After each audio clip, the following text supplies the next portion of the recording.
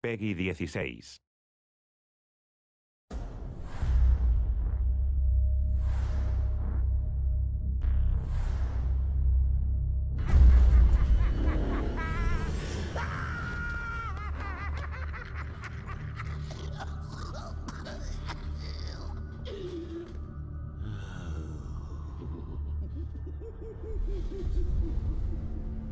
Batman Arkham City is essentially a character-driven experience.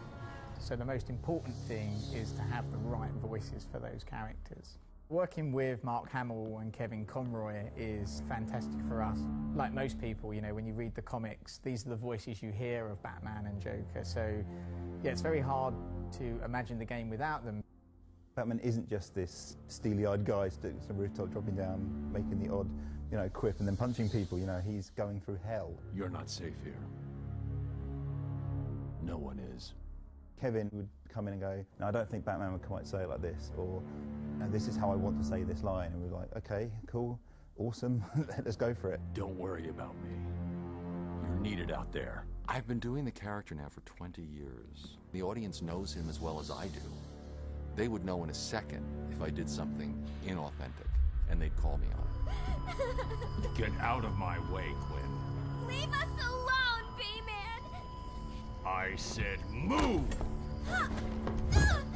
When you see Mark become the Joker when he's actually in the recording booth and doing these voices, he actually physically kind of twists himself and manifests himself into Joker.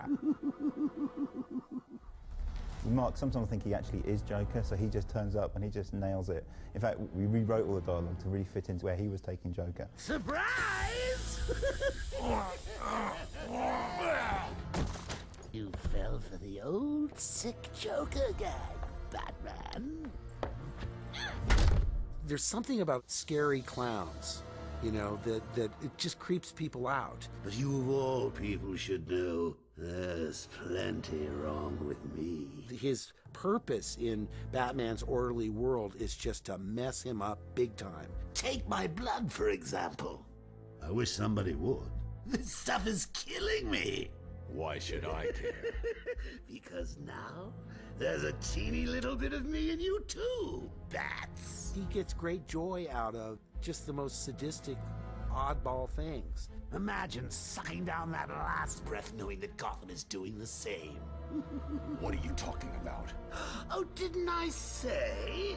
I've spent weeks shipping samples of my blood to emergency rooms all over the city. Because of the complicated character, Bruce Wayne and the Joker, there's a sort of a mutual respect there, even though he knows he's insane, and he knows he has to be controlled. He would never want to kill him, whereas the Joker is constantly trying to kill Batman. Hold tight. I'm in touch!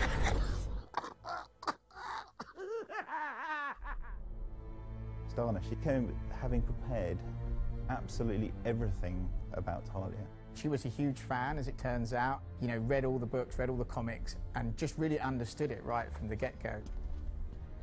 It's different voicing a character versus actually acting or performing a character on screen. The only tool that you have to access is your voice. How did you find us? I recognized your personal guard. It was just a matter of following her. Please, mistress, he tricked me. Leave! I will deal with you later. I think Talia is really interesting because she skirts the line between good and bad, and you're not sure if she's completely aligned with the bad guys or the good guys. You didn't need to get yourself arrested to see me, Bruce. After that night we spent in Metropolis, you could have just called. She has this dichotomy in that she's sexy and she's vulnerable, and there are some things that can pull at her heartstrings that she will fight for that suggest that she's more than just like a cold assassin. She's got something that she's willing to risk her life for. You lied to me. I thought you loved me, Bruce. Authentic voice acting and having this direct link into Hollywood and working with all these great actors, for us, it is the real difference between making a good game and a great game.